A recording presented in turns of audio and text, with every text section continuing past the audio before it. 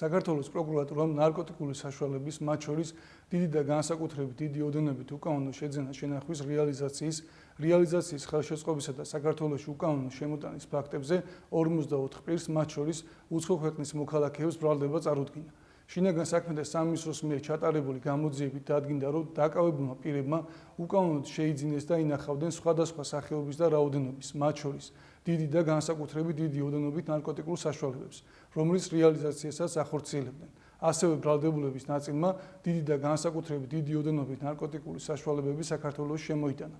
გატარებული ღონისძიებების შედეგად ამოღებულია ნარკოტიკული საშუალებები: კოკაინი, MDMA, ალფა-PPP, მეთადონი, ჰეროინი, მორფინი, კოდეინი, ამფეტამინი, ბუპრენორფინი, მეტამფეტამინი და გამომშრალი მარიხუანა.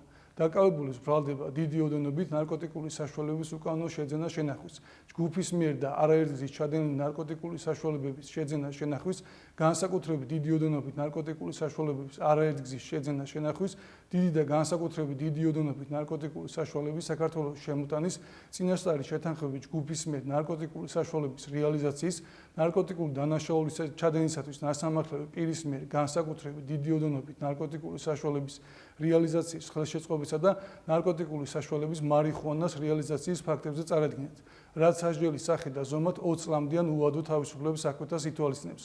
პროკურატურამ ბრალდებულებისათვის აღკვეთი ღონისძიების სახით პატიმრობის შეფარდების შუამდგომლობიც სასამართლოს უკვე მიმართა. ბრალდებულების ნაწილის პატიმრობა უკვე შეეფარდა, ხოლო ნაწილის მიმართ აღკვეთის ღონისძიება სასამართლო კანონით დადგენილ ვადაში განიხილავს. საქართველოს პროკურატურა ნარკორეალიზატორების მიმართ კაც სისხლისამართლის პოლიტიკას ატარებს, რასაც მომავალშიც გაატარებს.